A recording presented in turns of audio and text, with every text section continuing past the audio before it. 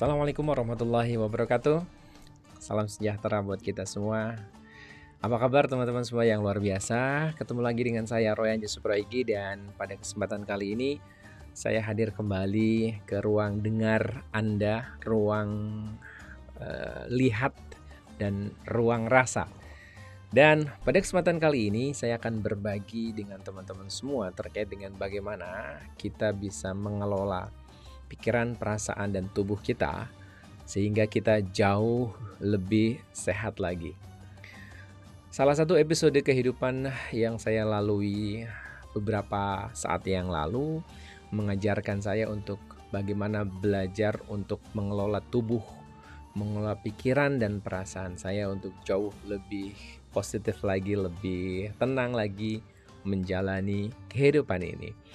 Dan saya akan berbagi dengan teman-teman semua.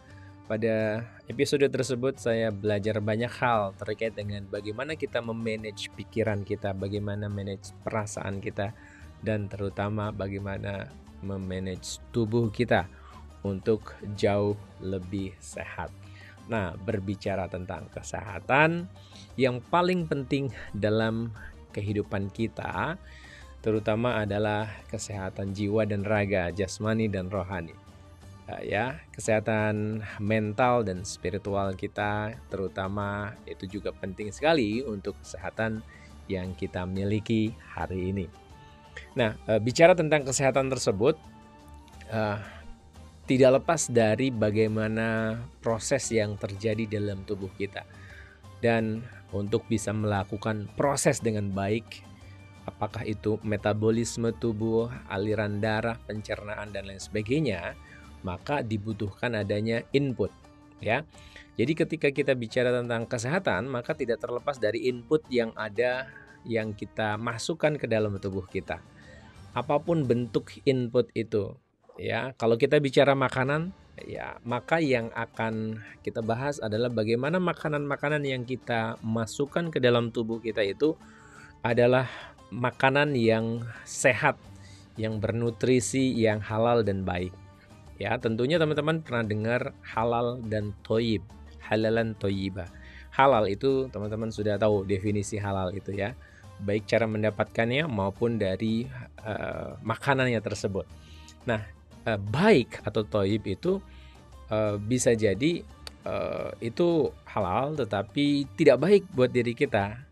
Apa contohnya? Misalkan makanan-makanan yang kita konsumsi mengandung lebih banyak kolesterol jahat, mengandung gula yang berlebihan dan lain sebagainya, yang pada akhirnya membuat tubuh kita tidak menjadi lebih fit lagi. Nah, itu bicara tentang input. Nah, ketika input itu sudah kita perbaiki, maka yang penting juga kita lakukan dan kita ketahui adalah bagaimana proses yang ada di dalam tubuh kita. Nah, proses ini banyak sekali teman-teman, mulai dari proses pencernaan, pernafasan, aliran darah dan lain sebagainya. Namun di balik itu semua ternyata ada proses yang jauh lebih powerful lagi, yaitu bagaimana struktur tubuh kita itu bisa membantu menopang tubuh kita sehingga jauh lebih kuat lagi. Nah, bayangkan teman-teman semua, ketika tubuh kita itu terdiri dari tulang, rangka, dan dengan tulang itu bisa menopang tubuh kita secara fisik, itu bisa kita pelajari. Nah, di samping tulang itu ada pembungkus tulang, dalam hal ini adalah daging, otot-otot, dan mungkin organ-organ yang ada di dalam tubuh kita. Nah, setelah saya mempelajari banyak hal terkait dengan struktur yang ada di dalam tubuh, maka ternyata ketika terjadi salah posisi, misalkan di struktur tulang kita, misalkan tulang belakang atau tulang panggul kita, atau di rusuk, di leher dan lain sebagainya, maka itu akan menyebabkan terjadi penyimpangan terhadap organ-organ yang ada di dalamnya, karena tulang itu akan melindungi organ-organ yang ada di dalamnya. Jadi misalkan Kalau beberapa di antara teman-teman mengalami keluhan di area dada, ya misalkan di area dada, di dada itu ada paru-paru, ada liver, ada jantung dan sejenisnya, maka besar kemungkinan struktur tulang rusuk yang ada di tubuh kita yang melindungi bagian dada kita itu ada penyimpangan. Penyimpangan itu disebabkan apa? Bisa disebabkan dari struktur tulang belakang ya yang mungkin ada penyimpangan. Diawali dari kecil dengan kebiasaan yang tidak pas gitu ya. Kemudian pekerjaan yang mengharuskan kita berada dalam posisi yang tidak nyaman, tidak sesuai, ataupun karena kecelakaan ya, accident yang terjadi di dalam kehidupan teman-teman semua. Nah, itu saling terkait teman-teman. Nah, tulang belakang itu dipengaruhi dari tulang panggul, tulang ekor yang itu sangat signifikan menopang tubuh kita.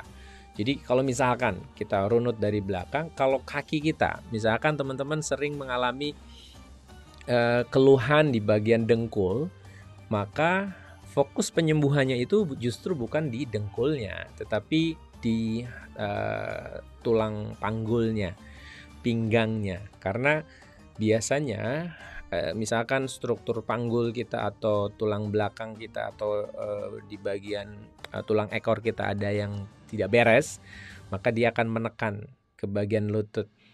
Kemudian rasa sakit di bagian lutut. Itu saling berpengaruh. Kemudian di panggul itu terus naik ke atas juga itu berpengaruh terhadap struktur yang ada di tulang rusuk kita. Jadi kalau di bagian panggul kita bermasalah, bisa jadi ke atas juga akan bermasalah. Kemudian di tulang leher juga bermasalah sampai ke bagian kepala ya, itu seperti itu gitu kan. Atau tangan, misalkan tangan kita terjadi keluhan sakit, bisa jadi di area di sini ada bagian-bagian tubuh kita yang tidak pas, tidak pada tempatnya. Nah, itu banyak kajian-kajian yang nanti teman-teman juga bisa pelajari. Ada beberapa pelatihan-pelatihan di luar sana yang teman-teman bisa ikuti. Nah, proses itu akan berpengaruh terhadap seluruh metabolisme, sistem pencernaan, aliran darah, dan lain sebagainya yang ternyata itu saling terhubung satu dengan yang lain. Mungkin teman-teman pembelajar NLP pernah dengar tubuh, pikiran, dan perasaan kita adalah satu sistem ya teman-teman. Nah, sampai pada akhirnya saya juga menemukan banyak hubungan antara makanan yang kita konsumsi dengan kondisi psikologis, dengan keluhan yang terjadi dan lain sebagainya, itu saling terkait. Nah, yang ketiga adalah bicara tentang output, input, proses, kemudian output. Ketika kita bicara tentang output, maka ada racun-racun yang ada di dalam tubuh ataupun kotoran ataupun sistem pencernaan dan lain sebagainya itu perlu diperbaiki. Ada orang yang mungkin secara output ya, baik mungkin melalui urin maupun feses, keringat dan lain sebagainya itu tidak lancar gitu. Maka itu yang perlu diperbaiki. Kalau sistem pengeluaran itu tidak berjalan dengan baik, maka terjadi keluhan yang nantinya akan menimbun banyak racun di dalam tubuh kita. Nah, ketika proses output itu tidak berjalan dengan baik, maka teman-teman perlu dibantu dengan beberapa treatment. Ya, apakah terapi-terapi yang bisa membantu proses pembuangan racun, lemak darah dan lain sebagainya itu bisa teman-teman pilih. Kayak bekam, terapi lintah dan lain sebagainya itu teman-teman bisa lakukan.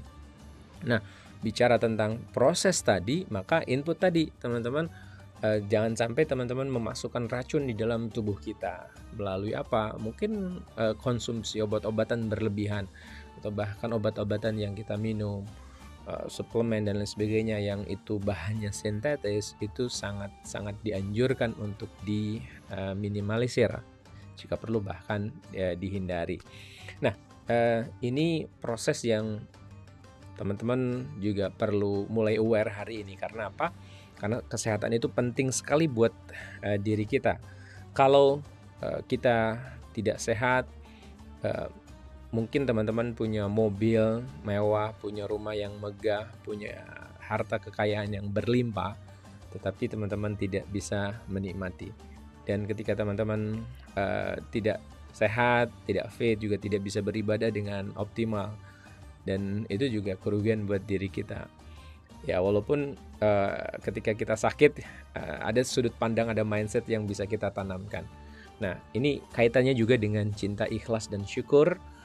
Plus satu lagi yang akan saya tambahkan di cheese itu adalah sabar.